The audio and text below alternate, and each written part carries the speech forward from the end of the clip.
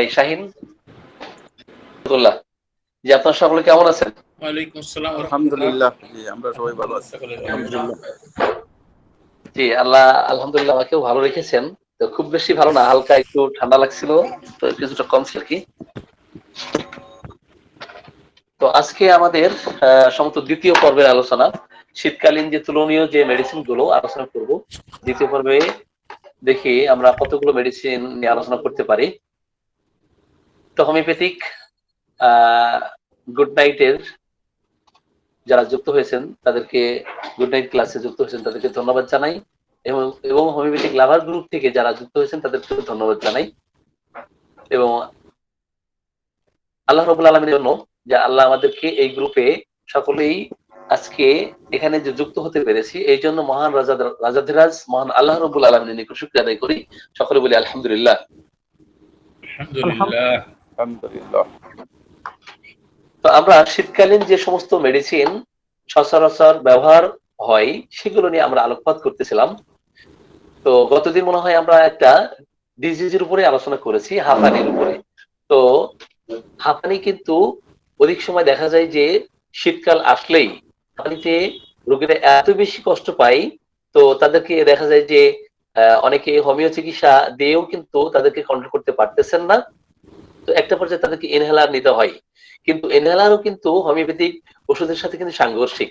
এগুলো কিন্তু প্রতিবন্ধকতা সৃষ্টি করে। তো কোন কোন জিনিস রোগের ক্ষেত্রে যে অন্তরায় সৃষ্টি করে সেগুলো আমাদেরকে খেয়াল রাখতে হবে। তো শীতকালীন প্রায় মনে হয় 100-রও উপরে বেশি মেডিসিন আছে শীতকালে কার্যকরী। তার মধ্যে হাঁপানিতে যারা কষ্ট পায় বা দীর্ঘদিন সাফার করতে যায়, গরমকাল আসলেই সে সুস্থ থাকে, ভালো থাকে, কিন্তু শীতকাল আসলেই তার কষ্ট বেড়ে যায়, হাঁপানি বেড়ে যায়। হাঁপানি রোগীর একটা ইতিহাস দিয়ে শুরু করব, একটা সফল কেস টেকিংটা শেয়ার করব, এরপরে আমরা মেডিসিন নিয়ে আলোচনা করবো ইনশাআল্লাহ। আমি স্ক্রিনটা একটু শেয়ার করব। সাদিয়া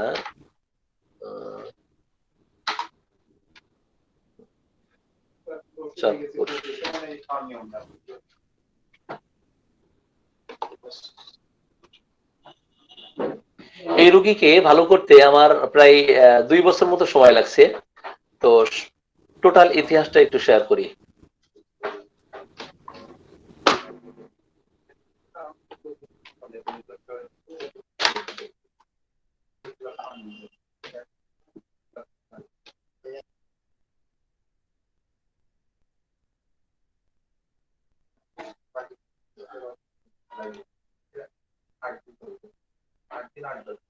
স্লো কাজ করতেছে। হোমিওপ্যাথিতে কমপ্লিটলি ভালো হয় সেটার ইতিহাস একটু তুলে ধরবো।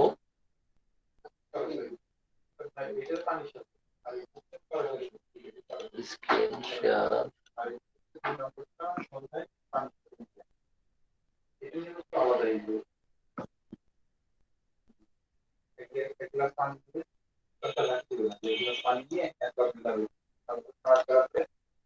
হ্যাঁ, আপনারা স্ক্রিনটা দেখতে পাচ্ছেন না?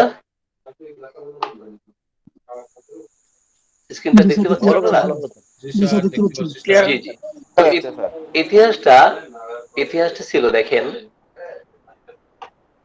যে তার এই যে গরম চলে যাচ্ছে, এখন গরমকাল চলে গিয়ে শীত আসতেছে, শীতের আগমন ঘটতেছে। তো কখনো গরম কখনো ঠান্ডা, কখনো গরম কখনো ঠান্ডা। এই শীতের মৌসুম আসার সময়ে গরম বিদায় নিচ্ছে আর শীতের মৌসুম আসতেছে। এই সময় আমরা বিশেষ করে যদি মাস উল্লেখ করি, ভাদ্র আশ্বিন কার্তিক। কোন মাস? ভাদ্র আশ্বিন কার্তিক মাস। এই সময়ে কিন্তু ডালকামার মানে রোগীদের সমস্যা বেশি দেখে আর কি তৈরি হয়। ডালকামারা কিন্তু তাদের চমৎকার কাজ করে। এখানে রোগীর যে লক্ষণগুলো নিয়েছি, দেখেন অতীতে তার স্কিন সাপ্রেসড হয়েছিল। কি হয়েছিল? স্কিন সাপ্রেসড হয়েছিল, তথাকথিত আরোগ্যের নামে এই স্কিন ডিজিজ কিন্তু চাপা দিয়েছিল। এখানে ফার্স্ট এড অনেকগুলো মেডিসিন আমরা দেখতে পাচ্ছি, তার মধ্যে ডালকামারা একটি। তারপরে জেনারেল থেকে একটি রুব্রিক্স দিয়েছিলাম, সেটা হচ্ছে পারস্পিরেশন সাপ্রেশন অফ পারস্পিরেশন কমপ্লেইন্টস ফ্রম তো তার যে অসুস্থতা দেখা দিয়েছে ঘাম চাপা পড়ার পর থেকে, ঘাম চাপা পড়ে এই অসুস্থতা দেখা দিয়েছে। আবার কে কল দিল?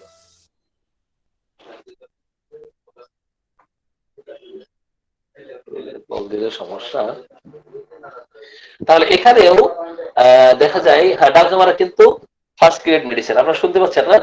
ডালকামারা তাহলে এই যে ঘাম চাপা পড়ে যদি তার অসুস্থতা দেখা দেয়, তো সেই ক্ষেত্রে কিন্তু ডালকামারা ফার্স্ট গ্রেড একটি মেডিসিন।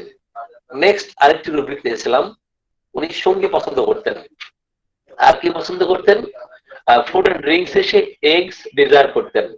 তো তার কাশির যে সমস্যা যখন দেখা দিত, ওই সময় মোশনে একটু সঞ্চালন করলে উনি কমফোর্ট ফিল করতেন, উপশম হতো, অ্যামিলিয়েশন হতো। এখানে কিন্তু ডালকামারা সেকেন্ড গ্রেড হিসেবে আছে। এখন আসি অবেসিটি।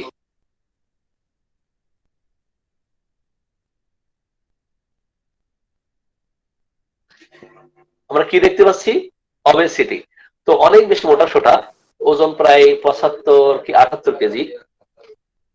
তো অবেসিটির ক্ষেত্রেও কিন্তু অনেকগুলো মেডিসিন আছে, সম্ভবত ডালকামারা কোন শ্রেণী? এখানে তৃতীয় শ্রেণী মনে হয়। হ্যাঁ, তৃতীয় শ্রেণী। এই যে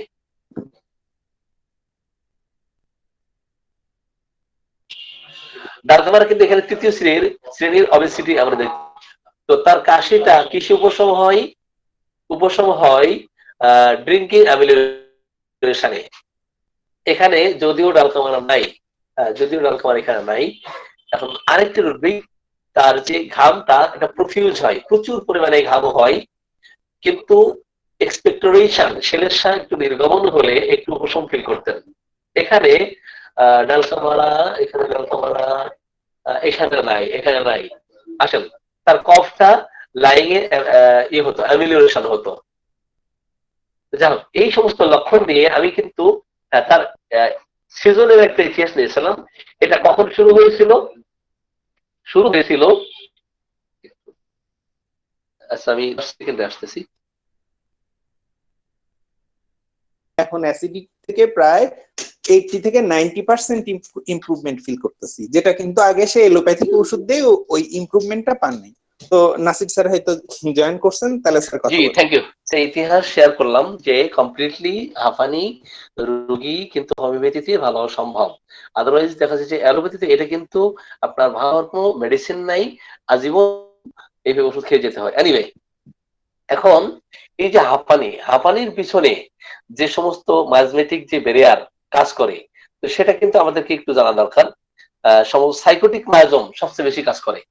আপনারা মনে হয় জানেন, জানেন কিনা?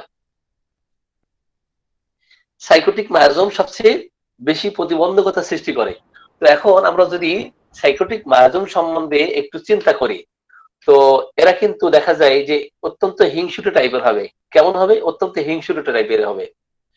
আমাদের ইতিহাসের কথা মনে আছে যে ডালকামারা দিয়ে প্রথমে কিন্তু রোগীর স্কিন ডিজিজটা কিন্তু ফিরে আসলো, এরপরে সালফা, তারপরে সোরিনাম। আস্তে আস্তে রোগী শেষের দিকে একটা পর্যায়ে দেখা যায় যে সে ওই স্কিন ডিজিজ যখন ভালো হচ্ছে না কমপ্লিটলি, তো সে কিন্তু অস্থির হয়ে গেছেন উনি। তো আমি বললাম যে আপনি যদি অস্থির হয়ে যান, এটাকে আবার সাপ্রেস করেন, তাহলে হাঁপানি আবার কিন্তু ফিরে আসবে। যাই হোক, তো উনি এরপর থেকে কমপ্লিটলি ভালো হয়ে গেছেন, আর সমস্যা এ পর্যন্ত নাই। এখন তো হাঁপানি হওয়ার পিছনে সাইকোসিস যে একটা ম্যাজমেটিক প্রতিবন্ধকতা তৈরি করে, সাইকোটিক যে একটা ব্যারিয়ার তৈরি করে। তো সাইকোটিক রোগীদের ক্ষেত্রে আমরা তাদের মেজাজ যদি দেখি, মানসিক লক্ষণটা এমন যে অত্যন্ত খিটখিটে মেজাজের হবে, অত্যন্ত হিংসুটে হবে, অত্যন্ত নির্দয় নিষ্ঠুর হবে, অত্যন্ত খুঁতখুঁতে স্বভাবের হবে। যদি কোনো সাইকোটিক রোগীর বাসায় কোনো ঝি চাকর থাকে, তো ঝি চাকর টিকতে পারে না। অপরদিকে যদি স্বামী যদি সাইকোটিক হয়ে থাকে, স্ত্রী টিকতে পারবে না, ঝি চাকর টিকতে পারবে না। আবার যদি স্ত্রী যদি সাইকোটিক হয়ে থাকে, ওই সংসারে স্বামী দেখা যায় যে তার সংসার টিকে থাকা কঠিন হয়ে যায়। ঝি চাকর তো থাকবেই না, এমনকি স্বামীকেও হ্যাঁ সবসময় সন্দেহের চোখে দেখতে থাকবে যে অফিসে গেছে, কখন আসে কখন যায়, সব সময় সে খেয়াল রাখে। কখন ফোনে কার সাথে কথা বলতেছে, ফোন একাধিকবার তার চেক করবে, রিচেক করবে যে কার কার সাথে কথা বলেছে, একটু ফোনটা চেক করি। এতে করে দেখা যায় যে সংসারে অশান্তি তৈরি হয়, একটা পর্যায়ে সংসার আপনার বিচ্ছেদ হয়ে যায়, ডিভোর্স হয়ে যায়। এমন কিন্তু অসংখ্য ইতিহাস আমরা দেখি। এদের সমাজে অসংখ্য নারী পুরুষের এই ধরনের এই সাইকোটিক যে দোষ, এই সাইকো দোষ থাকার কারণে দেখা যায় যে অশান্তি তৈরি হবে, সে গন্ডগোল করবে, আর সে তো এমনিতেই গন্ডগোল প্রিয়, ঠিক আছে। তো যাই হোক, তো এই অবস্থা যদি দেখা দেয়, আমরা কিন্তু তাদেরকে এই মানসিক ভাবে, শারীরিক ভাবে তাদের অনেক সমস্যায় কিন্তু দূর করতে পারি, যা অন্য কোনো প্যাথিতে পারে না। তো যাই হোক, হাঁপানির পিছনে কিন্তু সাইকোসিস একটা বায়োজমেটিক একটা কি ব্যারিয়ার থাকে। এনিওয়ে, তো তাদের মধ্যে দেখা যায় যে সবকিছু একটা খুঁতখুঁতে স্বভাব থাকে। হ্যাঁ, যে কোনো কিছু যেন পরিষ্কার পরিচ্ছন্ন ভাবে হচ্ছে না, হ্যাঁ, সঠিকভাবে এটা হচ্ছে না, এটা তো থাকেই, এবং বারবার আপনার চেক করবে। তো আপনি যখন দেখবেন যে আপনার চেম্বারে রোগী এসছে হাঁপানি চিকিৎসা নিতে, কিন্তু এসে দেখবেন ডাক্তারের ডিগ্রি কি কি ডিগ্রি আছে, তো তার লেখাপড়া কতটুকু, ওষুধ জার্মানি দেয় না পাকিস্তানি দেয় না বাংলাদেশি দেয় না ইন্ডিয়া দেয়, দেখবে। তো এসে দেখবে যে রোগী কতজন আছে, অন্য রোগীর কাছে এসে শুনবে আপনি কতদিন চিকিৎসা নিচ্ছেন, চিকিৎসা নিয়ে কি অবস্থা। তো যাই হোক, তার যদি মন মতো হয়, মর্জি মতো হয় চিকিৎসা নিবে, তাহলে বলবে ডাক্তার সাহেব পরে আসবো। যাই হোক, এগুলো কিন্তু তারা করে থাকে। এনিওয়ে, আবার সবকিছু গোপন করা একটা প্রবণতা থাকবে, সবকিছু গোপন করবে। হ্যাঁ, তার রোগ গোপন করবে, হ্যাঁ, সে টাকা পয়সা গোপন করে। দেখবেন যে যদি সাইকোটিক রোগী থাকে মহিলা, এবং স্বামী টাকা পয়সা এনে রেখে দিচ্ছে, ও কিন্তু ওখান থেকে টাকা পয়সা সরাবে, ঠিক আছে। তো সাইকিয়াট্রিক মানসিক রোগী যারা হবে, চোর, বদমাইশ, মানে বাটপার, ধান্দাবাজি, হ্যাঁ, ধাপ্পাবাজি যত প্রকার আছে, হ্যাঁ, দুর্নীতি, তো এগুলো কিন্তু এরা করতে থাকে। এটা দিতে হবে, হ্যাঁ, এই যে। তা আমরা কিন্তু গল্পে গল্পে মায়াজম শিখবো, ঠিক আছে। মায়াজম কিন্তু বইতে বিভিন্ন ভাবে লেখা থাকবে, কিংবা গল্পে গল্পে আলোচনার মাধ্যমে মায়াজম শিখবো। প্লাস কি করব, আমরা এই যে মায়াজমেটিক যে মেডিসিন গুলো, এইগুলো কিন্তু আমরা চিনে নিব যে হাঁপানির পিছনে সাইকোসিস যে দোষ কাজ করে, সেই ব্যারিয়ারটা দূর না করতে পারলে অনেক সময় সুনির্বাচিত মেডিসিন দিয়েও কিন্তু এই রোগীকে ভালো করা সম্ভব হবে না, ঠিক আছে কিনা। তো যাই হোক, এদের স্মৃতিশক্তিও কিন্তু প্রচন্ড ভাবে লোপ পেয়ে যায়। বিশেষ করে অতীতের ঘটনা, আজ থেকে 10 বছর আগের ঘটনা সে মনে রাখতে পারে, কিন্তু দুপুরে কি খেয়েছে রাতে সে বলতে পারে না, রাতে কি খেয়েছে সে সকালে সে সেটা বলতে পারে না।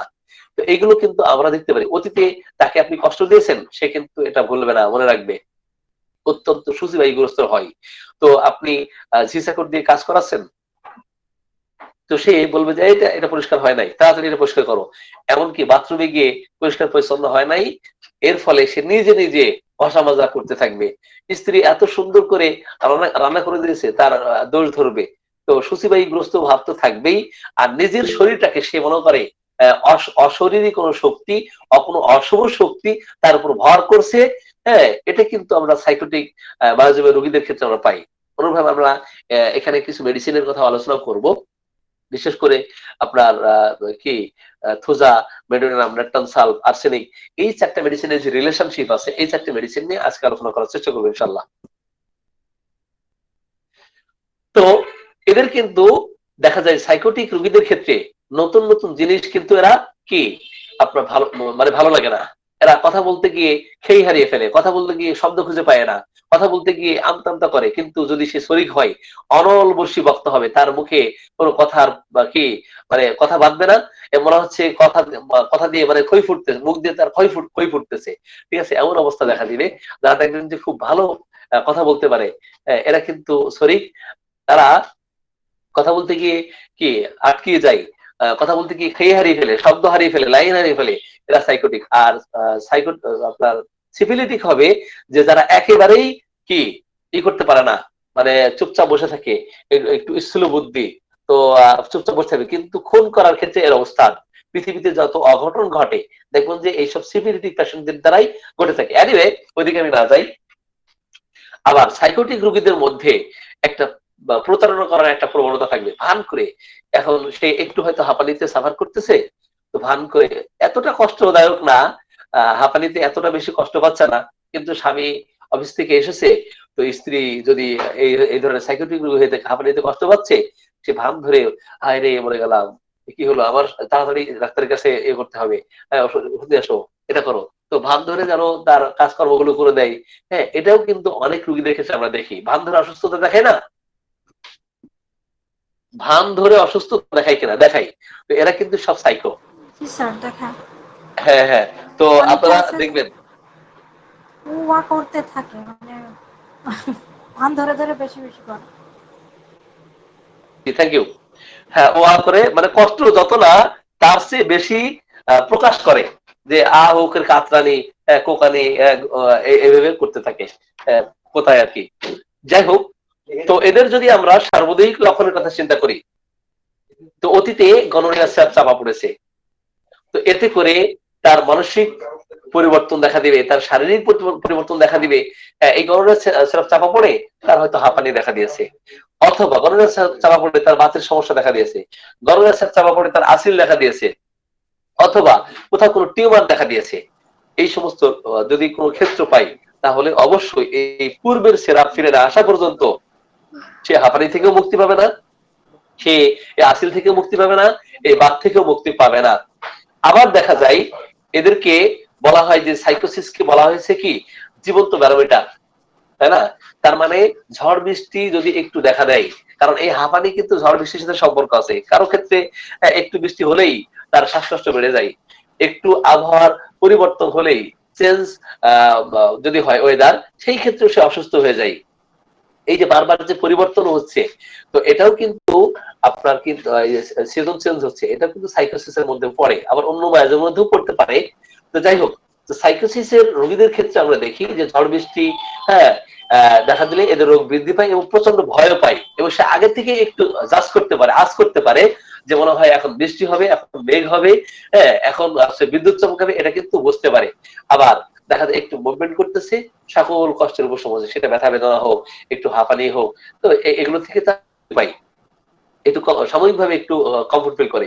এদের কথাবার্তা, এদের কাজকর্ম কেমন হয় একটু যদি আমরা আলোচনা করি, যে সব সময় একটা মনে হচ্ছে সন্দেহ তার মধ্যে কাজ করতে থাকে, একটা খুঁতখুঁতে ভাব তার মধ্যে কাজ করতে থাকে, সে কারোর প্রতি কোনো বিশ্বাস রাখতে পারে না, কোনো মানুষের প্রতি সে বিশ্বাস রাখতে পারে না, এমনকি কাউকে কোনো কাজ করতে দিলেও সেই কাজের প্রতি ভরসা রাখতে পারে না।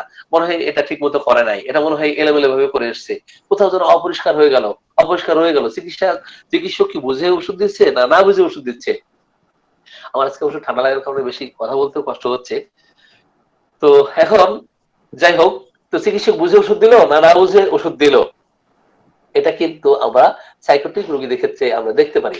আবার অনেক সময় রোগীরা কিন্তু বিশাল লম্বা ফিরিস্তি লিখে নিয়ে আসে, ভুলে যাই, তো ভুলে যাই এই জন্য দেখা যায় যে যদি আমার মনে না থাকে, ডাক্তারের কাছে ভালোভাবে বলতে পারবো না, সব চিরকুটে এইভাবে লিখে নিয়ে আসে। আবার বাসায় বাসায় গিয়ে ফোন দেয়, ডাক্তার সাহেব আমার কিন্তু এই লক্ষণটা কিন্তু বাদ পড়ে গেছে, কাইন্ডলি এটা যদি আপনি একটু ইনক্লুড করতেন। তো এই ধরনের রোগীদের ক্ষেত্রে আমরা কিন্তু দেখবো যে অ্যান্টিসাইকোটিক মেডিসিন আমরা অ্যাপ্লাই করবো, হোক সেটা করোনিয়া, হোক সেটা আপনার বাত, হোক সেটা আপনার হাঁপানি।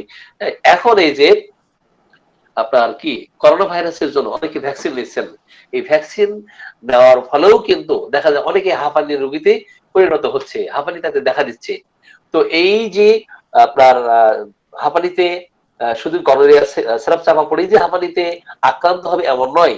যদি পূর্বপুরুষের ইতিহাস এমন থাকে, আমার বাবা মা অথবা আমার দাদা দাদি অথবা আমি, আমার সন্তান, এই যে ৩-৪ পুরুষের ইতিহাস যদি এমন থাকে যে এই যে এখন এই ভয়াবহ করোনা ভাইরাসে যারা আক্রান্ত হতে যাচ্ছে বা ভয় পাচ্ছে, এতে করে ওনারা কি করতেছেন, ভ্যাকসিন নিচ্ছেন। এই প্রবণতা এভাবে চলতে থাকে, তাহলে সেও কিন্তু সাইকোটিক দোষে দুষ্ট হয়ে বিভিন্ন ডিজিজে তাকে কিন্তু কষ্ট দিতে থাকে এইভাবে। এনিওয়ে, এখন যদি এই রোগীর হাঁপানি দেখা দেয়, তাহলে আমাদের কজেশনের উপর অবশ্যই ভিত্তি করে মেডিসিন সিলেকশন করতে হবে, ঠিক আছে কিনা? তো আমরা যদি গনোরিয়া সিরাপ চাপা পড়ার ইতিহাস থাকি, অথবা বংশগত ভাবে পূর্বপুরুষের এই ধরনের বিভিন্ন ধরনের টিকা নেওয়ার ইতিহাস থাকে, অথবা দেখা যায় যে অর্জিত অথবা মানে কি আহ অর্পিত, অর্জিত অথবা অর্পিত আকারে যে কোনো ভাবে যদি আক্রমণ করে, সেই ক্ষেত্রে আমরা সাইকোটিক মেডিসিন তাদের ক্ষেত্রে অ্যাপ্লাই করব। এখন তাদের ক্ষুধার অবস্থা কেমন থাকবে? তাদের ক্ষুধার অবস্থা থাকবে যে খুব বেশি ক্ষুধা থাকবে না, এমনকি খাবার খাইতে গেলেই তাদের বমি আসবে, পেটে প্রচুর পরিমাণে তাদের গ্যাস দেখা দিবে, হ্যাঁ, প্রচুর পরিমাণে বায়ু সৃষ্টি হবে। এটা কিন্তু আমরা দেখতে পারি। এখন খাদ্য পছন্দ অপছন্দের ক্ষেত্রে যদি আমরা দেখি, যে সাইকোটিক রোগীদের ক্ষেত্রে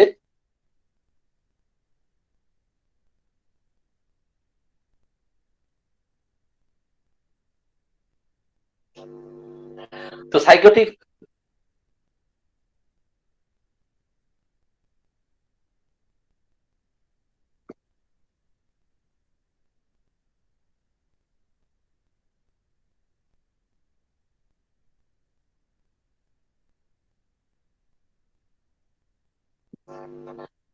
তো যেটা বলতেছিলাম যে সাইকোটিক রোগীদের ক্ষেত্রে যদি খাদ্য পছন্দ অপছন্দের যদি ইতিহাস নেই, দেখবেন যে এদের চর্বি জাতীয় জিনিস, মাংস,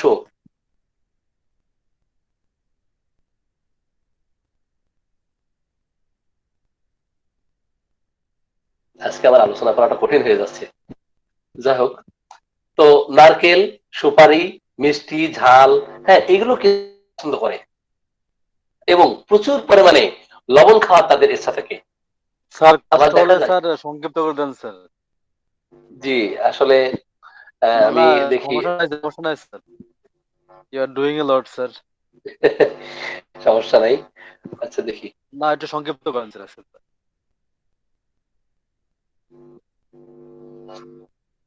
জি সংক্ষিপ্ত করবো ইনশাল্লাহ। এখন কথা হচ্ছে যে এই যে আপনার হাঁপানির পিছনে যে বিভিন্ন আহ যে দোষ থাকে, হ্যাঁ সেই দোষগুলো দূর করতে না পারলে কিন্তু দেখা যায় যে আপনি সুনির্বাচিত মেডিসিন দিয়েও কিন্তু এইভাবে করতে পারতেছেন না, আরোগ্য করতে পারতেছেন না। এখন আসি আমরা হাঁপানির যে ক্ষেত্রে যে সমস্ত মেডিসিন আমরা অ্যাপ্লাই করে থাকি, সে বিশেষ করে সাপোজ ধরেন আর্সেনিক আমি অ্যাপ্লাই করলাম, তো আর্সেনিক অ্যাপ্লাই করার পরে আর্সেনিকের ক্ষমতা কতটুকু আছে এটা কিন্তু আমরা জানি। ম্যাথমেটিকায় যদিও আপনার 90 দিন ক্রিয়া করার ক্ষমতা কিন্তু আর্সেনিকের মধ্যে আছে, কিন্তু সেই ক্রিয়া করার ক্ষমতা কিন্তু সোরার ক্ষেত্রে, সাইকোটিকের ক্ষেত্রে নয়। এটা আমরা জানি কিনা? সাইকোটিকের ক্ষেত্রে নয়। আমি বলেছি যে 4টা মেডিসিনের আজকে তুলনামূলক পার্থক্য করব।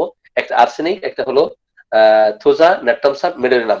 এই 4টা মেডিসিনের এত চমৎকার সম্পর্ক, তো কেউ যদি প্র্যাকটিক্যালি প্র্যাকটিস না করেন তো বুঝবেন না এই মেডিসিনের কি চমৎকার সম্পর্ক আছে। এনিওয়ে, তো আর্সেনিকের যখন হাঁপানি দেখা দিবে তখন কিন্তু দেখা যাবে যে এত বেশি অস্থিরতা, এত বেশি মৃত্যু হয়, এত বেশি ছটফটানি দেখা দিবে, তো মনে করে যে আমি হয়তো বাঁচবো না, মরে যাব, এই ধরনের সে কিন্তু কথাবার্তা বলতে থাকে। কিন্তু সেই লক্ষণটা কিন্তু আপনার অনির্দিষ্ট সময় থাকবে, সেটা কিন্তু নির্দিষ্ট সময় না, অনির্দিষ্ট সময়। আর মৃত্যু নির্দিষ্ট সময়ের কথা বলে অন্য মেডিসিন আছে, সেগুলোতে না যাই। এরা কিন্তু সবসময় একটা ইনসিকিউরিটিতে ভুগতে থাকে, যার ফলে কি করে, তো একজন বডিগার্ড রাখে এবং খুব হৃষ্টপুষ্ট, হ্যাঁ শক্তিশালী বলবান একজন বডিগার্ড রাখবে। যখন তখন আক্রান্ত হলেই সেটা মানুষের দ্বারা আক্রান্ত হোক অথবা সন্ত্রাসের দ্বারা আক্রান্ত হোক অথবা মানে যে কেউ তাকে আক্রমণ করুক না কেন, রোগ আক্রমণ করুক না কেন, পাশে থাকলে তাকে সহায়ক হিসেবে, সাহায্যকারী হিসেবে তাকে যেন পাই। ঠিক আছে, এটা কিন্তু আমরা আর্সেনিকের মধ্যে দেখতে পাই। তো আর্সেনিকের যদিও আমরা বাহ্যিক বেশভূষা তার অনেকটা মনে হয় পরিপাটি, এত বেশি সুন্দর পোশাক পরিচ্ছদ, তার মনে হচ্ছে চুল কত সুন্দর করে কাটিয়েছে, দাড়ি কত সুন্দর করে ছাটিয়েছে, তার পাঞ্জাবিটা অত্যন্ত সুন্দর, আপনার পোশাক আশাক খুব সুন্দর, একদম টাই পরেছে, কিন্তু অন্তরটা অত্যন্ত কলুষিত হয়। অন্তরটা এত বেশি কলুষিত, সে দেখা যায় যে যত প্রকার ধান্দাবাজি আছে, জুয়া চুরি বাটপারি আছে, পরের ঠকিয়ে হলেও সে নিজের সম্পদের পাহাড় গড়তে চায়। এটা কিন্তু আমরা আর্সেনিকের রোগীদের মধ্যে আমরা দেখি। এভারিস একটা রুব্রিক আছে, এভারিসের অধীনে যত মেডিসিন আছে সুপার গ্রেড একটা মাত্র মেডিসিন, সেটা হলো আর্সেনিক। তো যাই হোক, এই সমস্ত মানসিক লক্ষণ আর তার কষ্টটা, এই যে হাঁপানি দেখা দিচ্ছে, এই শীতকাল আসলেই তার কষ্ট বেড়ে যাবে।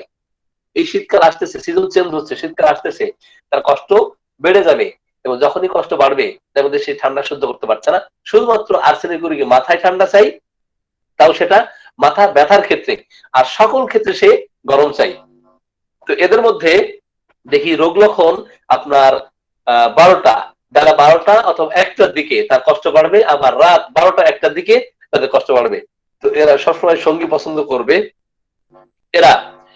তো এদের মধ্যে সবসময় একটা আতঙ্ক থাকে, কিন্তু এরা অত্যন্ত লোভী হয়, অত্যন্ত সম্পদ, হ্যাঁ সোনা দানা গহনাগাটি, হ্যাঁ যাই হোক না কেন, টাকা পয়সা যেখানে আছে সে সেখানে আছে।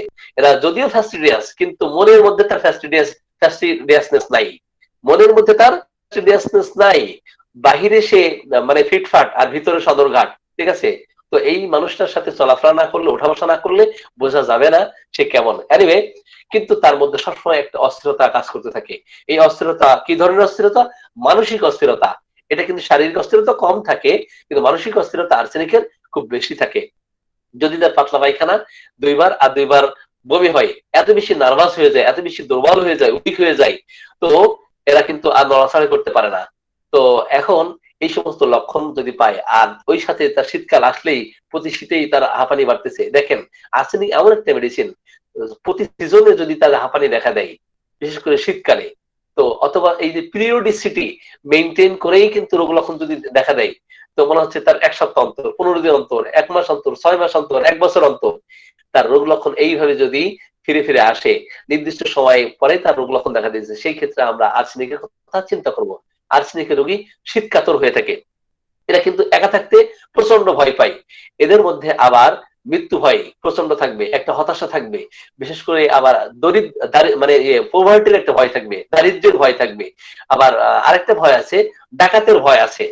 ঠিক আছে, ডাকাতে আক্রমণ, যেহেতু তার সম্পদের পাহাড় আছে, বিশাল টাকা পয়সার মালিক, হ্যাঁ, এখন যদি ডাকাত দ্বারা আক্রান্ত হয়, তো এই ভয়ও কিন্তু তার মধ্যে আছে, যার ফলে কিন্তু একাধিক সে বডিগার্ড রাখতে চায়। আর যখন সে কোথাও যাবে, সেখানে তো সাথে একজন থাকবেই। এমনকি সম্পদের পাহাড় থাকলে তার পাহারাদারও কিন্তু অনেক থাকে, যেন সম্পদ কোনোভাবে এটা হাতছাড়া না হয়। এবং ভবিষ্যতে একটা দারিদ্র্যের ভয়ও থাকে, যদি আমি কোনো অসুখে আক্রান্ত হই, তো আমি যদি মরে যাই, এই সম্পদ আমার সন্তানগুলো ঠিক মতো রাখতে পারবে, হ্যাঁ, অথবা না তারা শেষ করে ফেলবে।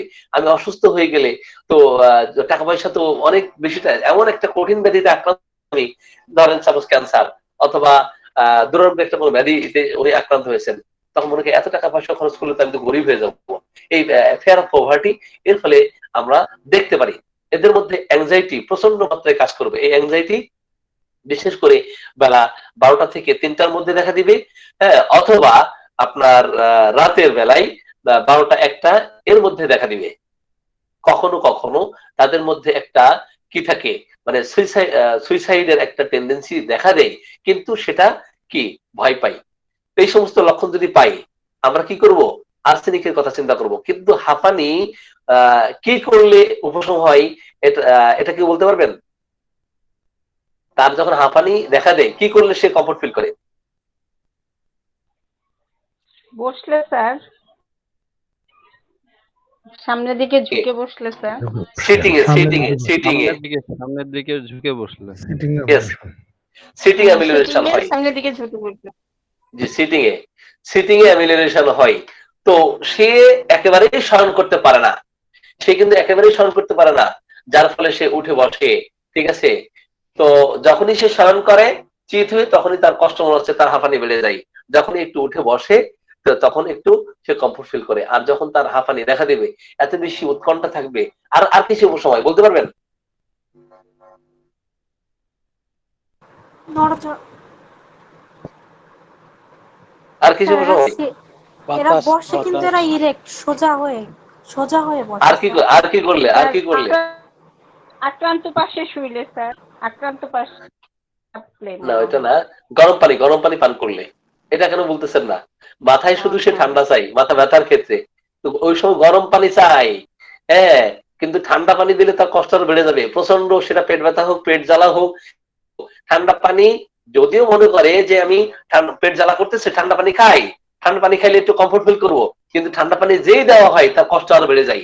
ঠিক আছে, তো যাই হোক, তো সে গরম পানি পছন্দ করে, এবং গরম পানি দিলেও সে কমফোর্ট ফিল করে, আরাম বোধ করে। ওই সময় তার হাঁপানি মনে হচ্ছে একটু কম হয়ে গেছে, একটু ভালো লাগতেছে। প্রচন্ড তার মৃত্যু ভয়, অস্থিরতা ছাড় পড়ে, যেই গরম পানি দেন, হ্যাঁ, গরম পানিতে গোসল করান, সে কমফোর্ট ফিল করবে। ঠিক আছে, এই সমস্ত লক্ষণ যদি আমরা পেয়ে থাকি, তাহলে আর্সেনিক ছাড়া অন্য কোনো মেডিসিন হতে পারে। এখন আসি, এই হাঁপানি ক্ষেত্রে আর্সেনিক অ্যাপ্লাই করলেন, কিন্তু ভালো হলো না, কিছুদিন পরে আবার হাঁপানিতে আক্রান্ত হলো, কিছুদিন পর আবার আক্রান্ত হলো, আপনি আর্সেনিক দিচ্ছেন, আর কাজ করতেছে না, এখন কি করবেন? থোজা প্রয়োগ করতে হবে। আর্সেনিকের পরে থোজা বা ল্যাপটপ সালফ খুব চমৎকার কাজ করে। ঠিক আছে, খুবই চমৎকার কাজ করে। এখন সেই ক্ষেত্রটা একটু দেখতে হবে। আমি একটু রেপার্টরির সাহায্য নেই। এসমা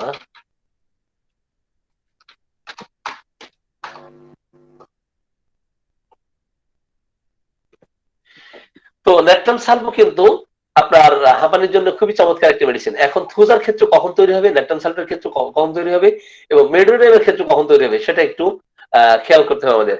এখন আপনি আর্সেনিক অ্যাপ্লাই করেছেন, যেহেতু এটা সাইকোটিক কেস, কি সাইকোটিক একটা মায়াজমেটিক একটা প্রতিবন্ধকতা সৃষ্টি করতেছে, সেই ক্ষেত্রে আপনাকে অ্যান্টি সাইকোটিক মেডিসিন অবশ্যই তাকে অ্যাপ্লাই করতে হবে, আদারওয়াইজ এই রোগীকে ভালো করা কখনোই সম্ভব হবে না।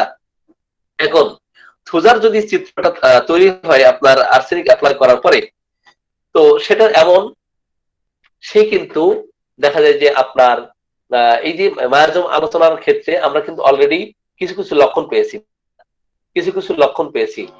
সে নিজেকে গোপন করতে চাইবে, অত্যন্ত সিক্রেটিভ থাকবে, হ্যাঁ, তো সকল কিছু সে গোপন করতে চাই। যদি অতীতে তার গনোরিয়ার ইতিহাস থাকে, এই গনোরিয়ার ইতিহাসের পর থেকে তার হাঁপানি দেখা দিয়েছে, এটাও হতে পারে। আবার অপরদিকে বংশগত কারণেও হাঁপানি দেখা দিতে পারে। আবার এমনও হতে পারে যে বিভিন্ন টিকার কুফলে সে হাঁপানিতে আক্রান্ত হয়েছে, সেই ক্ষেত্রেও কিন্তু আমরা থুজার কথা চিন্তা করতে পারি। এখন যদি অতীতের ইতিহাস এমন পাই যে টিকা নিয়েছে অথবা গনোরিয়াতে আক্রান্ত হয়েছে, এখন তার একেবারে স্পেসিফিক যে সমস্ত লক্ষণ, না বললেই নয়, যে প্রস্রাব করার সময় মনে হবে যে প্রস্রাব মনে হয় আটকে যাচ্ছে, হ্যাঁ, তাদের দেখেন যে মুখমণ্ডলের দিকে তাকিয়ে দেখেন মনে হচ্ছে চকচকে, একেবারে মনে হচ্ছে চকচকে। তাদের একটু নখের দিকে তাকিয়ে দেখেন, নখগুলো মনে হচ্ছে ঢেউ খালানো, হ্যাঁ, আপনার অনেক পুরু। দেখবেন যে যেখানেই আপনার বেশি বেশি সেখানেই সাইকোটিক মায়াজমের রোগী মনে করবেন, যেখানে বেশি বেশি, কম কম সরি, বেশি বেশি সাইকোটিক, আর ধ্বংস ক্ষয় লয় এটা হচ্ছে আপনার সিভিলিটিক। যদি তাদের নখ মোটা, হাতের নখ হোক, পায়ের নখ হোক, হ্যাঁ, এটা কিন্তু আমরা দেখি যে মোটা থাকে। এনিওয়ে, এখন হাঁপানি যে কষ্টটা থুজা রোগীদের মধ্যে আমরা দেখতে পাবো, সেটা কিন্তু বর্ষাকালে দেখা দিবে। বর্ষাকালে কিন্তু থুজা ছাড়া ন্যাট্রাম সালভো দেখা নেই।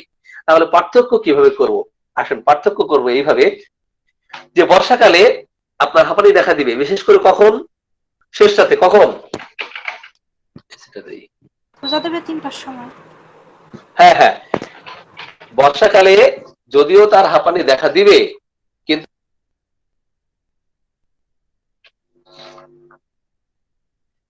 তিনটার সময়, অমাবস্যায়, পূর্ণিমায় যদি তাদের হাঁপানি দেখা দেয়, অমাবস্যা পূর্ণিমায় কিন্তু সাইলিশিয়াতেও বৃদ্ধি হতে দেখা যায়, আবার থুজাতেও বৃদ্ধি হতে দেখা যায়। আবার থুজার সাথে সাইলিশিয়ার চমৎকার সম্পর্ক আছে। সাইলিশিয়াও কিন্তু শীতকালীন একটি মেডিসিন। তো ওইটা আমরা আরেকটা পর্বে যখন আলোচনা করব তখন চেষ্টা করবো আলোচনা করার। এনিওয়ে, তো এই যে সাইকোসিস প্রবণতা, এটাকে দূর করার জন্য থুজার অপরিসীম কার্যকারিতা আছে। দেখা যায় তাহলে আমরা আর্সেনিক অ্যাপ্লাই করেছি, কিন্তু সাইকোটিক মায়াজম এত বেশি তার ভিতরে কি গেড়ে বসেছে, মায়াজমেটিক একটা ব্যারিয়ার তৈরি করতেছে, থুজা ছাড়া এই হাঁপানি রোগী কোন রকম ভালো করা সম্ভব হচ্ছে না।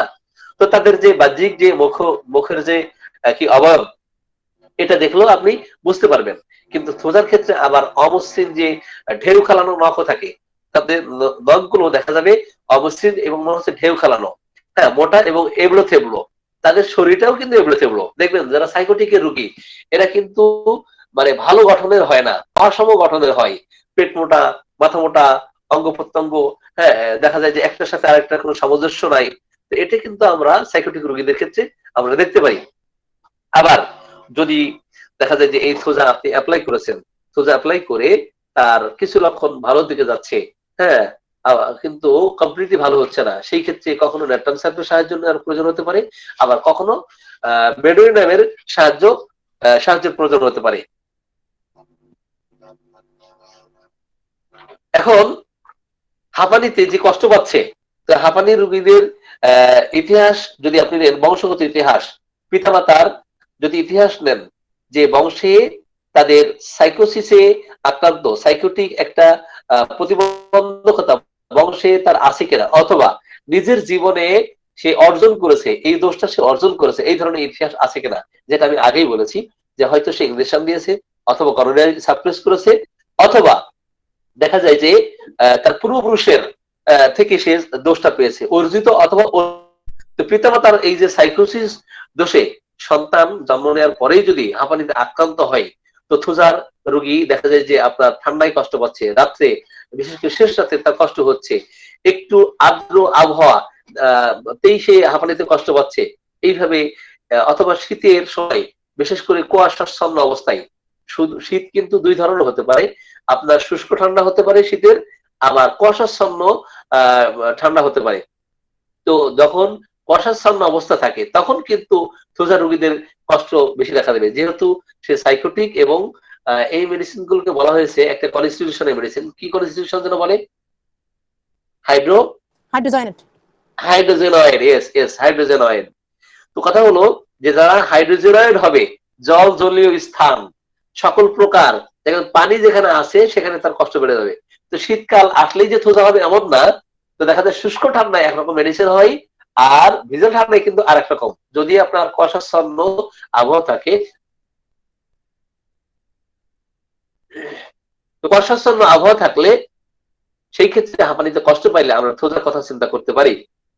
আবার যদি দেখা যায় যে আপনি এই ইয়ে করেছেন, থোজা অ্যাপ্লাই করেছেন, এই ক্ষেত্রে থোজা অ্যাপ্লাই করে ভালো হচ্ছে না, এখন আপনাকে কি করতে হবে? রোগী গরম কাতর হয়ে গেছে, হাতের তালু পায়ের তালু অত্যন্ত জ্বালা করতেছে, এবং একটু মনে হচ্ছে ঠান্ডা বাতাসে গেলে একটু ভালো ফিল করবে, উপর হয়ে শুয়ে থাকলে ভালো ফিল করবে, সেই ক্ষেত্রে কি মেডিসিন? মেডো মেডো মেডো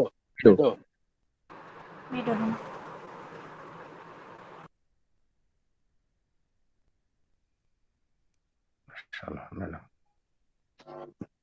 জি জি, চমৎকার। তো কথা হচ্ছে, হ্যাঁ, সেই ক্ষেত্রে আমরা কি করব? মেডোরিনাম আমরা অ্যাপ্লাই করব। এখন যদি হাঁপানির পূর্ব অবস্থা, যদি আপনি পানিতে আক্রান্ত হওয়ার যে পূর্বের অবস্থা, সেটা যদি দেখা যায় যে অল্পতেই সর্দি লেগে যায় এবং বিছানা ছাড়াই মেঝেতে শুয়ে থাকে, তো সেই ক্ষেত্রেও কিন্তু এই সাইকোটিক দোষ তার মধ্যে দেখা দিতে পারে। সেটা হতে পারে ন্যাপটান সাল, হতে পারে ডালফানা, হতে পারে আপনার থুজা, এই মেডিসিন গুলো হতে পারে। অথবা আমরা এমন দেখি যে ঘর বাড়ি একটু পরিষ্কার পরিচ্ছন্ন করতে যাচ্ছে, একটু ধোলা নাকে গেলেই কিন্তু তার হাসি হতে থাকে, তো হাসি দিতে দিতে অস্থির হয়ে যায়। এরপরে দেখা যায় যে একটু ধোয়া ধোয়া ধোলা, হ্যাঁ, তো এই ধরনের কিছু নাকের মধ্যে গেলেই প্রচন্ড হাসি হতে থাকে। সেই ক্ষেত্রে কিন্তু আপনার থুজা খুবই চমৎকার কাজ করবে। ঠিক আছে কিনা? তো দুরারোগ্য যদি ব্রঙ্কাইটিস হয়, আবার কখনো যদি আপনার কজেশন এমন হয় টিউবারকুলার মাইজমেটিক একটা ভেরিয়ার কাজ করতেছে, টিবির ইতিহাস, এরপরে তার হাঁপানির সমস্যা দেখা দিয়েছে, সেই ক্ষেত্রে কিন্তু আমরা এন্টি টিউবারকুলার যে সমস্ত মেডিসিন আছে সেই সমস্ত মেডিসিন আমরা অ্যাপ্লাই করব। কিন্তু আমরা যদি প্রত্যেকটা মাইজমেটিক অবস্থা জেনে শুনে বুঝে এবং তার ধাতুগত চিকিৎসা দিতে পারি, তাহলে রোগীকে কমপ্লিটলি ভালো করা সম্ভব হবে।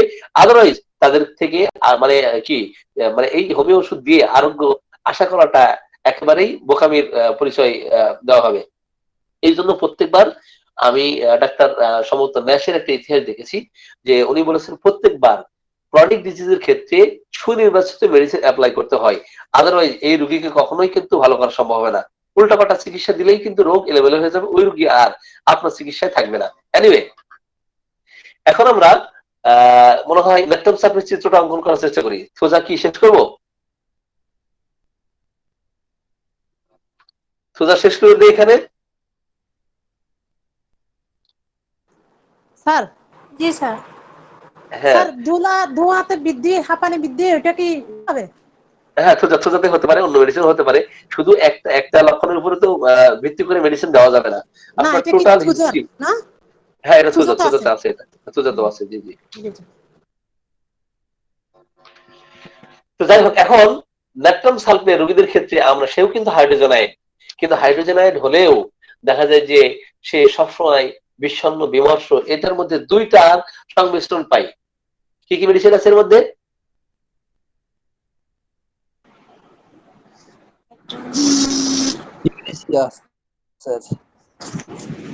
কি কি মেডিসিন আছে? কি কি মেডিসিন? আর্সেনিক খোঁজা। সালফার ন্যাট্রাম সালফেটের মধ্যে কি কি আছে? ন্যাট্রাম আর সালফার। ন্যাট্রাম আর সালফার আছে, সালফার আছে, সোডিয়াম, যাই হোক, এটা হচ্ছে সোডিয়াম সালফেট, আর সোডিয়াম ক্লোরাইড হচ্ছে NaCl, যেটা আপনার ন্যাট্রামিয়ন। যাই হোক, কথা হচ্ছে জি NaCl জি জি সোডিয়াম ক্লোরাইড। তো কথা হলো সে ন্যাট্রামিয়ন, কিন্তু হ্যাঁ আর এখানে আছে ন্যাট্রামের সংমিশ্রণ এবং সালফারের সংমিশ্রণ। তাহলে কিছুটা ন্যাট্রামের লক্ষণ থাকবে আর কিছুটা সালফারের লক্ষণ থাকবে, এমন নয় কি?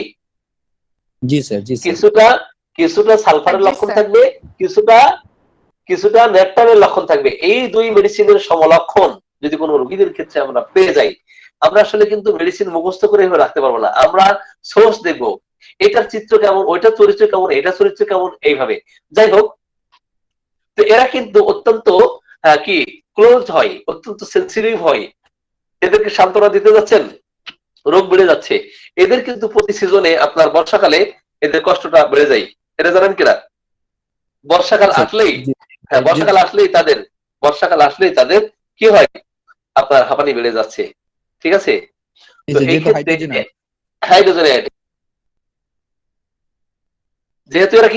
যেহেতু এরা হাইড্রোজেনাইড, হাইড্রোজেনাইড হওয়ার কারণেই দেখা যায় যে সে বরফ কারখানায় কাজ করে। সে আপনার কি যেখানে বসবাস করে সেখানে নদী এলাকা, খাল বিল ডোবা হাওর বাওর, মানে এই যে স্যাঁতসেঁতে জায়গায় রোগীর কোন জায়গায় বসবাসের স্থান এটাও কিন্তু জানতে হয়। সে কোন সে যদি জেলে হয় তো সারা জীবন তাকে ওই মাছ ধরার কাজ করতে হবে, পানিতে নামতে হবে। এই রোগীকে কি হাঁপানির ওষুধ আপনি যতই ন্যাট্রামসাল দেন, ন্যাট্রামসাল দিয়ে ভালো করা সম্ভব হবে? না স্যার, ওই স্থানটার পরিবর্তন করতে হবে। কজেশন দূর করতে হবে, কজেশন দূর করতে জি হবে। কজেশন, ইয়েস, হ্যাঁ কজেশন দূর করতে হবে। কজেশন দূর না করলে কিন্তু ভালো করা সম্ভব হবে না। এনিওয়ে, তো এরা কিন্তু এরাও কিন্তু ফ্যাস্টিডিয়াস হয়। ন্যাট্রামের মধ্যে ফ্যাস্টিডিয়াসনেস আছে, আবার ন্যাট্রাম সালফারের মধ্যেও আছে। তো এদের মধ্যে একা থাকার একটা টেন্ডেন্সি থাকে, একাকী থাকতে চাই, বিমর্ষ বিষণ্ণ থাকে। বিশেষ করে যখন আপনার ওয়েদার খারাপ থাকে, আকাশের অবস্থা যেমন তার খারাপ থাকে, তার মনের অবস্থাও খারাপ থাকে। যখনই বৃষ্টি শেষ হয়ে যায়, রোদ আসে, তখন একটু ভালো লাগে।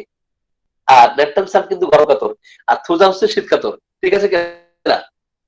যতটা দেখা যায় যে আপনার শীতকাতরতার লক্ষণ পাই আপনার সোজার মধ্যে, তো এটা কিন্তু ওইভাবে আমরা পাই না। এই শুধু রোগী গরম কাতর, যদিও তার হাঁপানি আছে, তো তবুও ন্যাট্রাম সাল গরম কাতর।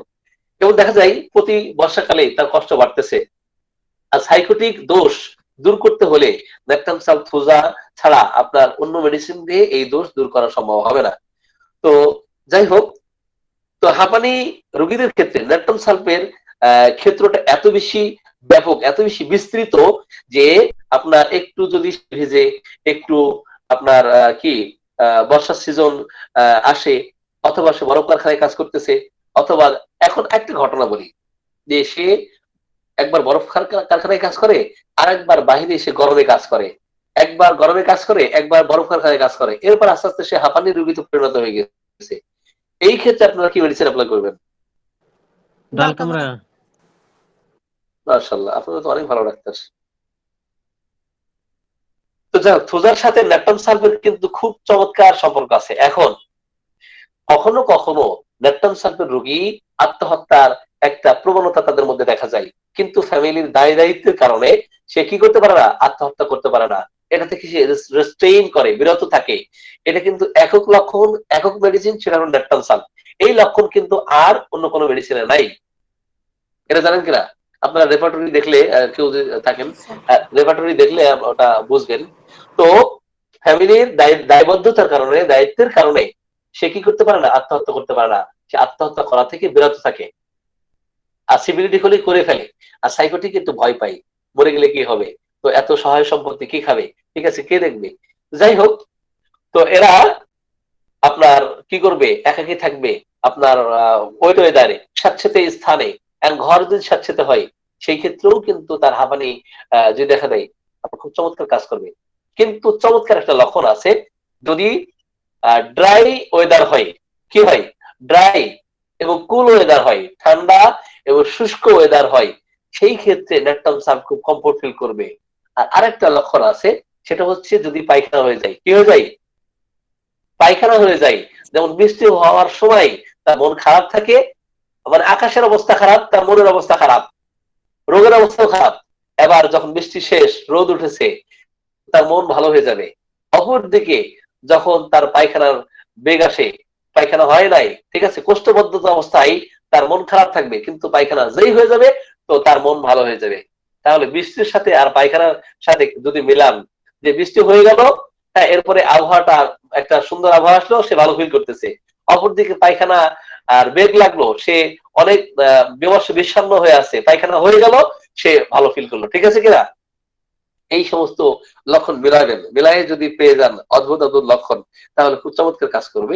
যাই হোক, তো ল্যাকটাম সালফের রোগীদের ক্ষেত্রে শয়ন করলেই কিন্তু তাদের কষ্ট বেড়ে যায়। এদেরও কিন্তু ভোর 4টা-5টার সময় শ্বাসকষ্ট বাড়ে এবং বুকের মধ্যে ঘর ঘর শব্দ দেখা দিবে এবং গভীর নিঃশ্বাস প্রশ্বাস গ্রহণ করা একটা প্রবণতা তাদের মধ্যে, ল্যাকটাম সালফের রোগীদের মধ্যে আমরা দেখতে পারি। অনেক সময় বিছানায় শুয়ে আছে, এই বিছানা থেকে হঠাৎ করে লাফ দিয়ে উঠে পড়ে, তার শ্বাসকষ্ট হচ্ছে প্রচন্ড, হ্যাঁ, বুকের মধ্যে ব্যথা করতেছে, ওই স্থানটা সে চেপে ধরবে এমন এমন করতেছে, ঠিক আছে? এই সমস্ত যদি লক্ষণ থাকে, তাহলে আমরা কি ল্যাকটাম সালফ ছাড়া অন্য কোনো মেডিসিন কিন্তু অ্যাপ্লাই করতে পারি না। এখন আসি, ল্যাকটাম সালফ অ্যাপ্লাই করলেন, এরপরে থোজা অ্যাপ্লাই করলেন, রোগীকে ভালো করা সম্ভব হচ্ছে না, এরপরে কি মেডিসিন দিবেন?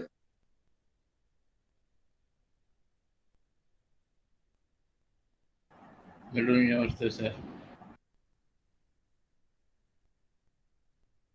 জি, তো মেডোনিন যদি আসে, তো মেডোনিনের লক্ষণটা কেমন থাকবে জানেন? মেডোনিনের লক্ষণ থাকবে, এরা কিন্তু একটু খামখেয়ালি টাইপের, ঠিক আছে? মেডোনিনের রোগীরা একটু খামখেয়ালি টাইপের, দেখবেন যে আপনি যখন মানে হুড়োতাড়া করে এসে মানে পায়ের জুতাটা খুলে ফেলবে, খুলে ফেলে আপনার চেম্বারে এসি আছে কিনা দেখবে, এসি না থাকলে ডাক্তার সাহেব তাড়াতাড়ি ফ্যানটা ছেড়ে দেন, গরমে মরে গেলাম, তো পায়ের জুতাটা খুলে ফেলবে এবং পাটা ফ্লোরের সাথে, হ্যাঁ, ফ্লোর যদি ঠান্ডা থাকে তো এখানে একটু হাঁটতে এসে স্বাচ্ছন্দ্য বোধ করবে। এখন যখনই রুগী এসে আপনার চেম্বারে এসে বসেছে, চেয়ারে আপনার পাশে বসেছে, দেখতেছেন সে অনবরত পা ঝাঁকাচ্ছে, কি করতেছে? অনবরত পা ঝাঁকায়। 83টা মেডিসিন আছে, রেস্টলেসনেস ইন লেগ, 83টা মেডিসিনের মধ্যে 8টা সম্ভবত ফার্স্ট এড মেডিসিন আছে, তার মধ্যে মেডোনিনাম হলো একটি। তো যাই হোক, তো মেরুনিনামে রোগীরা কিন্তু পা ঝাঁকাবে, অস্থির হয়ে যাবে, এদের মধ্যে দেখা যায় যে একটা খামখেয়ালি করা থাকবে, এক্সেন্ট্রিসিটি থাকবে, হোমজিক্যালনেস থাকবে, অথবা একটা রুব্রিক আছে, ক্যাপ্রিশাসনেস থাকবে। তো দেখেন, স্বামী স্ত্রী দ্বন্দ্ব হয়েছে, তো স্বামী যদি কৃষক হয়, সে মাঠে রোদে কাজ করতে করতে করতে মেজাজ হয়ে গেছে তিরক্ষি মেজাজ, তো বাসায় এসে স্ত্রী উল্টাপাল্টা করছে, একদম হাতে ছিল লাঠি, পিটিয়ে একবারে বা শয়ে ফেলছে রে। তো শয়ে ফেলে এরপরে তো পরে অনুতপ্ত হচ্ছে, আরে আমি আমার স্ত্রীকে এভাবে মারলাম। এরপরে আচ্ছা তুমি চলো আজকে কি দিতে চাও বলো, এবার বিশাল দামি দামি জিনিস কিনে দিবে। আচ্ছা বলে সব কিছু দরকার নাই, তুমি আমার জমি লিখে দাও, তো তুমি আমার পিটা ওইভাবে, তুমি তো কখন আমার এই পিটা টিপিটা ছেড়েও দিতে পারো। তো তখন দেখা যাচ্ছে ওই মানে ঝোঁকের বর্ষে সে কিন্তু 10 কাঠা 1 বিঘা জমিও লিখে দিতে পারে। মেরুদণ্ডের রোগীদের মধ্যে কিন্তু এই খামখেয়ালিপনা আমরা কিন্তু দেখতে পারি। তো তাদের মধ্যে আমরা এই ধরনের খামখেয়ালিপনা থাকবে এবং আরো দেখবো হাঁপানি রোগীদের মধ্যে কি কি স্পেসিফিক লক্ষণ থাকে দেখেন, যে যদি তারা জিভটা একটু বাহিরে নিয়ে আসে, কি করে তারা, কি করে জিভটা যদি একটু বাহিরে নিয়ে আসে, দেখবেন যে সে জিভটাকে বাহিরে নিয়ে আসলে একটু বাতাস দিলে সে কমফোর্ট ফিল করতেছে। তো হা করে থাকলে তার শ্বাসকষ্ট কমতেছে, উপর হয়ে শুয়ে থাকলে তার শ্বাসকষ্ট কমতেছে, উপর হয়ে শুয়ে থাকলে তার শ্বাসকষ্ট বৃদ্ধি হয়ে যাওয়ার কথা। কিন্তু এই ক্ষেত্রে মেডোনিনের রোগী কিন্তু উল্টা, উপরে থাকলে তার কষ্ট কিন্তু উপশম হয়। দেখবেন সে বড় হোক অথবা ছোট হোক, দাঁত দাঁত দাঁত দিয়ে নখ কাটতেছে, এটা কি পাওয়া যায় না? পাওয়া যায়। জি স্যার। এরা কিন্তু এরা কিন্তু অত্যন্ত অত্যন্ত ওভার এক্সাইটেড হয়, ওভার এক্সাইটেড হয়, অত্যন্ত অ্যাগ্রেশন থাকে, অ্যাগ্রেসিভ মাইন্ডের হয়। তো যে কোনো কাজ তড়িঘড়ি করবে, যে কোনো কাজ তড়িঘড়ি করতে গিয়ে এরা হাঁপিয়ে যাবে। আবার এদের সেক্সুয়াল যদি একটু ডিজায়ারটা আপনি দিতে চান, অত্যন্ত হাই সেক্সুয়াল ডিজায়ার থাকবে, ভায়োলেন্ট সেক্সুয়াল ডিজায়ার থাকবে প্রচন্ড। তো অতীতে যদি এই ধরনের আবার গনোরিয়ার ইতিহাস যদি থাকে বংশগত ভাবে, যে তার বাবা মায়ের কি ছিল, গনোরিয়া ছিল, এরপরে এই সন্তান হাঁপানিতে আক্রান্ত হয়েছে, সেই ক্ষেত্রে কোন মেডিসিন অ্যাপ্লাই করবেন? মেডোনিন।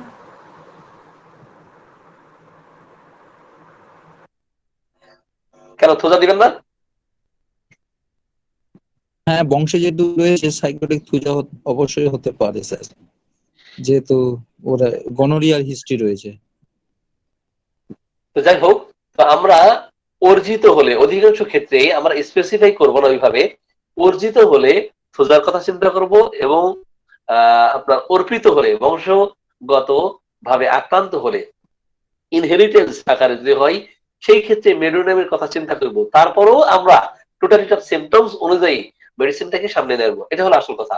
এনিওয়ে, তো যদি এই ধরনের আপনার গনোরিয়া সাপ্রেসড হয়ে দেখা যায় হাঁপানি দেখা দিয়েছে, তো মানে যদিও থুজার কথা এককভাবে চিন্তা না করে, মেডোর কথা চিন্তা না করে, হ্যাঁ, কিন্তু বংশগত প্রভাবটা মেডোনেমের খুব বেশি আছে।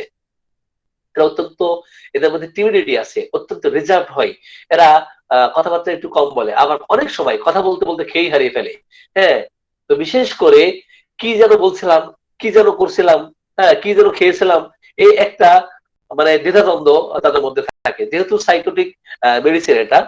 তো এদের মেন্টাল পাওয়ারটা অত্যন্ত দুর্বল থাকে, বিশেষ করে অতীতের ঘটনা খুব মনে রাখতে পারে, কিন্তু রিসেন্টলি সে যে সমস্ত ঘটনা মানে ঘটতেছে, কি খেয়েছে, কি পড়েছে, আপনি দুইটা অনুচ্ছেদ করতেছেন, আপনি মেডোনেমের রোগী হয়ে থাকলে একটা অনুচ্ছেদ পড়তে পড়তে একটা ভুলে যান। এরা কেন বলে, এদের স্মৃতিশক্তি কেমন বলতে পারবেন? স্মৃতিশক্তি দুর্বলতা, কম, দুর্বল। রিসেন্ট দুর্বল স্মৃতিশক্তি। হ্যাঁ, উইক মেমোরি। রিসেন্ট হ্যাঁ, রাখতে পারে না। স্নায়বিক দুর্বলতা থাকে আর স্মৃতিশক্তির দুর্বলতা থাকে। আচ্ছা আসেন, এখন স্মৃতিশক্তি যদি দুর্বল হয়, তো 20 বছর আগের ঘটনা মনে রাখতে পারে কেমনে? স্যার যখন এর কথা বলে তখন বলতে বলতে মানে কি বলতেছে সেটা হারিয়ে ফেলে, কিন্তু তার পুরাতন কথাগুলো মনে থাকে। এটা খামখেয়ালি, এদের কখন কি বলছে সেটা তো এরা মনে করতে পারছে না, এই হ্যাঁ, ব্যাপারটা করছে, এই ব্যাপারটা করছে না, এইটাই ওর বড় লক্ষণ, খামখেয়ালিপনা, যার জন্য স্মৃতিশক্তিটা ও এই পড়ছে আবার অন্য একটা জায়গায় চলে যাচ্ছে, পরে মনে রাখতে পারছে না, এটাই এই স্যার হতে পারে। হ্যাঁ, এখানে এখানে একটা এখানে একটা কারণ আছে। কারণ হচ্ছে, কনসেন্ট্রেটটা ঠিক থাকে না স্যার। ইয়েস, এই যে চমৎকার একটা কথা বলছেন তাসলিমা আপা, হ্যাঁ, সেটা হচ্ছে তার স্মৃতিশক্তি কখনো কখনো দুর্বল হতে পারে, কখনো খুব প্রখর হতে পারে। তো দেখা যায় যে স্মৃতিশক্তি অত্যন্ত প্রখর, খুব বুদ্ধিদীপ্ত, খুব ভালো মনে রাখতে, কিন্তু তার মনটা এলোমেলো, অ্যাবসেন্ট মাইন্ডেড, অন্য মনস্ক, যার ফলে হচ্ছে সে মনে আছে যেটা বলতে পড়তেছে, তো অন্য জগতে আছে, অন্য জগতে সে বিচরণ করতেছে। তো তখন তো এটা ভুলে যাওয়াটাই স্বাভাবিক। যদি কনসেন্ট্রেশনটা ডিফিকাল্ট না হয়, হ্যাঁ, সেই ক্ষেত্রে কনসেন্ট্রেশন পূর্ণ মনোযোগের সাথে ওটা যদি শোনে, ওটা যদি পড়ে, ওটা দেখে, ভালোভাবে এটা রপ্ত করতে পারে। কিন্তু হ্যাঁ, অতীতের ঘটনা খুব ভালোভাবে মনে রাখতে পারে। এনিওয়ে, তো এদের মধ্যে সময়ের যদি আমরা চিন্তা করি, যে সময়টা খুব ধীরে ধীরে যাচ্ছে, সময়টা মনে হচ্ছে খুব ধীরে ধীরে যাচ্ছে, সময় যেন কাটতে চাচ্ছে না, এটাও কিন্তু আবার রোগে আক্রান্ত হলে তাদের এই রোগ ভালো হওয়ার একটা সম্ভাবনা থাকে না। মনে হয় যে মানে সম্ভাবনা বলতে তাদের মনের মধ্যে একটা ডিলিউশন কাজ করে, মনে হয় এই রোগ থেকে আমি আরোগ্য হতে পারবো না, মনে হয় এই রোগ আমার ভালো হবে না, ডাক্তার তো যে ওষুধ দিচ্ছে, খামাখাই শুধু টাকা পয়সায় কি খরচ করতেছি, এরকম ভালো হবে না। এই ধরনের হতাশা, নিরাশা, হ্যাঁ, এরা কিন্তু অপটিমিস্টিক হয় না, এরা হলো পেসিমিস্টিক। পেসিমিজম এদের মধ্যে একটা কাজ করতে থাকে। আবার অনেক সময় হাঁপানিতে সাফার করতেছে, কিন্তু দেখা যায় তার মানুষের লক্ষণটা এমন, পিছনে যেন কেউ আসছে, পিছনে কেউ তাকে কি দেখতেছে, কেউ ফলো করতেছে। এটা কিন্তু আমরা মেডোনেমের রোগীদের ক্ষেত্রে দেখতে পারি। আবার এদের মধ্যে একটা স্বাধীন চেতা, একটা রুব্রিক আছে মনে হয়, লিবার্টিনিজম সম্ভবত, এই রুব্রিকের অধীনে মেরুদণ্ড খুব চমৎকার কাজ করে। তো এরা হলো স্বাধীন চেতা, যা খুশি তাই করবে। তো দেখবেন যেই সমস্ত শিশুরা ছোটকালে বেশ বদমাইশ ছিল, হ্যাঁ, অনেক বদমাইশ, এত বদমাইশ, তো বাপ মা একবারে অস্থির হয়ে গেছে, বাবা মা, কিন্তু বড় হলে এরা কিন্তু ভদ্র হয়ে যায়, জানেন তো। যাই হোক, তো এখন এরা কিন্তু আপনার যে হাঁপানির ক্ষেত্রে কি করলে ভালো ফিল করে, একটু মুক্ত বাতাসে গেলে ভালো ফিল করে। আর তার কষ্ট যখন বাড়ে, হাতের তালু পায়ের তালু জ্বালা করতেছে, একটু ফ্যানের বাতাস দিলে সে কমফোর্ট ফিল করে। আর কখনো আরেকটা অদ্ভুত লক্ষণ আছে, শুধু কাঁচা ফল খেতে পছন্দ করে, আনরাইপ ফ্রুট সে ডিজায়ার করে। সে হাঁপানির রোগী, কিন্তু সে আইসক্রিম খেতে চাই, খুব অস্বাভাবিক লক্ষণ না? সে হাঁপানির রোগী, জানে যে আমি আইসক্রিম খাইলে আমার হাঁপানি দেখা দিতে পারে, কিন্তু সে আইসক্রিম খাই। ঠিক আছে? এই সমস্ত অস্বাভাবিক কিছু যদি লক্ষণ থাকে তাহলে আমরা কি মেডিটেশনের কথা চিন্তা করব। তো এখন যদি তার শ্বাসকষ্টটা আপনার কি হাঁটুর উপরে কি ভর দিয়ে একটু সামনের দিকে ঝুঁকে বসে, অথবা উপরে শুয়ে থাকে, অথবা মুখটাকে বালিশের উপর ভর দিয়ে সামনের দিকে ঝুঁকে ঝুঁকে থাকে এইভাবে, হ্যাঁ, বালিশটা দিয়ে বুকের উপর দিয়ে সামনে সামনে খাটের সামনে এইভাবে ঝুঁকে আছে, এটা ভালো ফিল করবে। অথবা মেডরোমের রোগী যদি হয়ে থাকে আপনার সে হাঁপানিতে সাফার করতেছে, টেবিলের সামনে এসে মাথাটা টেবিলে দিয়েই সামনে ঝুঁকে পড়ে থাকবে, এটা কিন্তু মেডরোমের বিরাট বৈশিষ্ট্য। এই ধরনের রোগী কিন্তু যে কষ্ট পাচ্ছে কিছু আপনার সামনে ঝুঁকে দেওয়ার মতো কিছু নাই, আপনার টেবিলের উপরে মাথাটাকে রেখে যখন রাখে সে কমফোর্ট ফিল করে। এই সমস্ত লক্ষণ। আর জিপ ট্যাপ যদি একটু সে প্রোটিউডিং করে তো সেই ক্ষেত্রে সে কমফোর্ট ফিল করবে। এনিওয়ে, তো এই সমস্ত ক্ষেত্রে আমরা কি করব, যদিও আমরা এটা গরম কাতর অ্যাকিউট অবস্থায় দেখি, ক্রনিক অবস্থায় কিন্তু শীত কাতর। আপনার মেডোরিয়ামের রোগী কিন্তু অ্যাকিউট অবস্থায় গরম কাতর, ক্রনিক অবস্থায় শীত কাতর। এই সমস্ত লক্ষণ যদি পেয়ে যাই তাহলে কি এই যে 4টা মেডিসিন আলোচনা করেছি একটার সাথে আরেকটি মিল আছে? হ্যাঁ, যদিও থুজার সাথে ল্যাকটাম সালফেট কিছুটা মিল আছে, সেটা হাইড্রোজেনাইড হওয়ার কারণে, তো দেখা যায় কিন্তু জেনারেল লক্ষণ মিল আছে। কিন্তু আমরা যদি ওইটাকে স্পেসিফাই করি বিশেষ বিশেষ লক্ষণের দ্বারা, এই বিমর্ষ বিষণ্ণ এটা কিন্তু থুজার মধ্যে এইভাবে নাই। আবার ওই যে আত্মহত্যার যে টেন্ডেন্সি এবং দায়ী দায়িত্বের কারণে ফ্যামিলির সদস্যদের দায়বদ্ধতার কারণে আত্মহত্যা করতে পারে, এটা ল্যাকটাম সালফেট ছাড়া অন্য মেডিসিন নাই। এখন মনে হয় আমি আমার আলোচনা শেষ করতে চাই। আলোচনাটাও প্রায় 1 ঘন্টার বেশি হয়েছে। তো আপনাদেরকে এই গ্রুপে দীর্ঘক্ষণ আলোচনা শোনার জন্য ধন্যবাদ জানাই এবং সকলের সুস্বাস্থ্য কামনা করি। আর আপনারা আমার জন্য দোয়া করবেন। আমি আমার এই সংক্ষিপ্ত আলোচনা এখানেই শেষ করছি। আখিরা দাওয়ানা আলহামদুলিল্লাহি রাব্বিল আলামিন। আসসালামু আলাইকুম ওয়া রাহমাতুল্লাহ। আপনারা সকলে ভালো থাকবেন।